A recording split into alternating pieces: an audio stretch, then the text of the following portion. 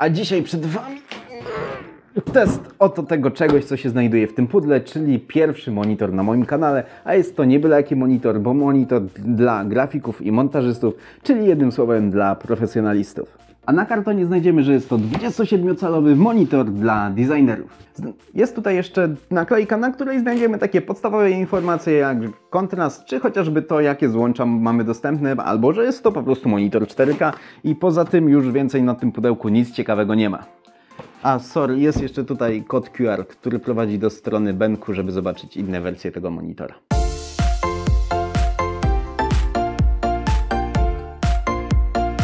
Jak widzicie, w zestawie dostaliśmy naprawdę dużo rzeczy, bo oczywiście sam monitor, do tego podstawkę, na której montujemy ten monitor, zaślepkę do zamaskowania kabli, jak jesteśmy przy kablach, to DisplayPort, USB-C, HDMI, zasilanie, USB 3.0, i coś, czego rzadko się widuje w monitorach, a mianowicie taki fajny kontroler, o którym opowiem troszkę później.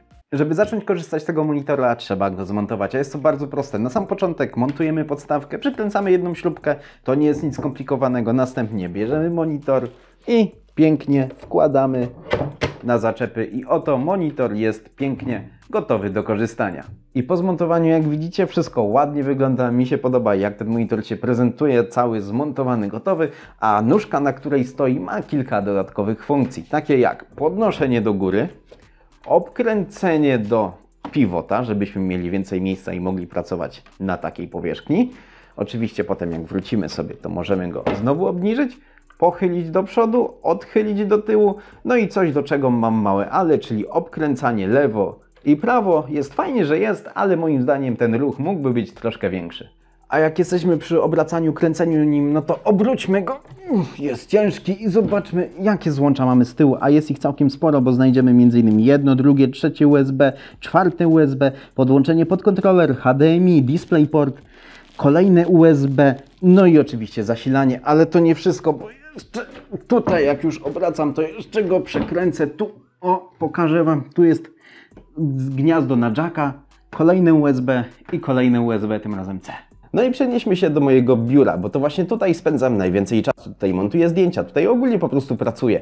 A ze mną spędza ten czas oto ten wspaniały monitor od Benku i chciałbym Wam pokazać jego stabilność, bo w momencie, kiedy trzęsę biurkiem, to te dwa monitory po boku dość mocno się koleboczą, a ten stoi naprawdę sztywno, co moim zdaniem jest bardzo fajną rzeczą, bo nie denerwuje mnie, jak coś lata, jak piszę, jak trzęsie, po prostu jest fajnie, wygodnie, stabilnie. A jeżeli chodzi jeszcze o jedną rzecz w tym monitorze, to teraz powiem o czymś, co moim zdaniem jest bez sensu, mianowicie głośniki są tak słabej jakości, że po prostu nie będę ich komentował, ale to jest chyba normalne, jeżeli chodzi o monitory, bo z każdym monitorem, jak mi się spotkałem, to głośniki tam były naprawdę słabej jakości. Kluczowym elementem tego zestawu poza monitorem, rzecz jasna, jest kontroler, ale nie taki złoty, tylko taki okrągły, który ma 6 przycisków i pokrętło. I po podłączeniu go tutaj z tyłu dzieje się cała magia. Bo możemy zarządzać ustawieniami tego monitora. Między innymi możemy zmienić kolor, kontrast, formę wyświetlania tego obrazu, czyli czy chcemy PIP, czy nie chcemy PIP-a, czyli Picture in Picture. Do tego, jak mamy do tego monitora podłączone na przykład dwa urządzenia typu laptop i komputer stacjonarny, to za jednym naciśnięciem przycisku możemy się pomiędzy tymi urządzeniami szybko, łatwo, wygodnie przełączać. Dodatkowo dla osób, które lubią na przykład montować na innych ustawieniach kolorów, a obrabiać zdjęcia na innych, to też można sobie to wszystko zwindować i bardzo szybko między tymi profilami przełączać się. Monitor ten jest głównie przeznaczony dla profesjonalistów, czyli dla grafików, montażystów wideo i tego typu ludzi. Gracze tutaj raczej nie odnajdą nic dla siebie. Benku ma naprawdę bardzo dobre odzorowanie kolorów. Kąty widzenia są znakomite, bo wynoszą aż 178 stopni, więc jakbyśmy nie patrzyli, będziemy zawsze widzieć to samo. Do tego ilość ustawień, jakie znajdziemy w opcjach, jest powalająca i pozwoli ona każdemu dostosować monitor do swoich potrzeb. Ja robię dużo projektów do druku, więc ustawiłem sobie go tak, żeby był jak najbardziej zbliżony do tego, co wychodzi z drukarni. Jeśli z jakiegoś powodu mało Wam miejsca poziomo, to nic nie stoi na przeszkodzie, żeby podnieść monitor i przekręcić go w tą stronę, a AutoPivot wszystko dopasuje tak, żeby wyglądało idealnie, na przykład, żeby było więcej miejsca na przeglądanie memuszki. A tak poważnie, to ta funkcja jest sztos na przykład do obrabiania poziomych zdjęć. Tak jak wcześniej wspominałem, do tego monitora możemy podłączyć 3 różne urządzenia w jednym momencie, a zrobimy to za pomocą HDMI, kabla DisplayPort, no i USB typ C. I żeby się pomiędzy nimi przełączać, wystarczy, że będziemy klikali 1, 2 lub 3 na kontrolerze dołączonym do zestawu. A jeżeli nie chcemy się przełączać, tylko chcemy widzieć jedno i drugie w tym samym momencie, wystarczy, że odpalimy funkcję PIP.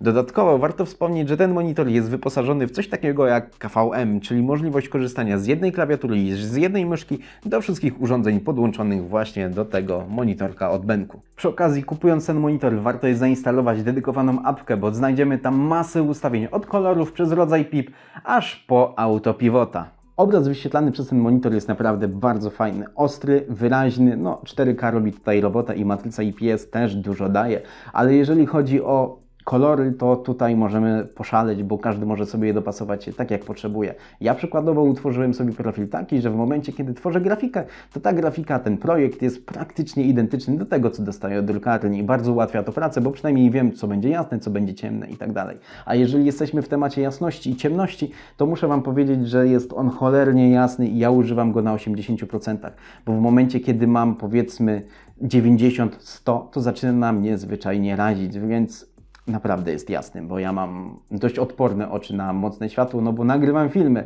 więc walą mi mocne żarówki po oczach, a ten monitor był w stanie spowodować, że po prostu łzy mi leciały, no bo było za jasno. Nie bez powodu widzimy się po ciemku, a to wszystko dlatego, że chcę Wam powiedzieć o trybie, którego używam w nocy albo kiedy jest naprawdę bardzo ciemno i już późno i niedługo idę spać, a chodzi mi tutaj o Low Blue Light. Jest to tryb, który odcina całe niebieskie światło, barwy stają się dużo cieplejsze na tym monitorze, no i dzięki temu nasze oczy się tak nie męczą, no i łatwiej jest usnąć.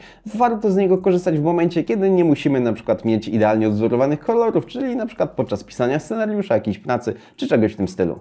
Na sam koniec pozwoliłem sobie zostawić dane techniczne, bo jest ich naprawdę całkiem sporo i teraz Wam się wszystkie dokładnie przewijają, a najważniejsze z nich to m.in. częstotliwość to 60 Hz, wiem, są większe, ale to nie jest do grania, tylko do grafiki. Przestrzeń kolorów sRGB na poziomie 99%, tryb kolorów REC 709, który jest przydatny do wideo, dostępność HDR10, kąty widzenia to aż 178 stopni, matryca IPS matowa, jasność 250 kandela na metr kwadratowy, kontrast 1200:1 i tak dalej, i tak dalej. Podsumowując, jest to bardzo fajny monitor dla osób, które chcą się zajmować czymś profesjonalnie, czyli chcą wykonywać grafiki czy montować filmy.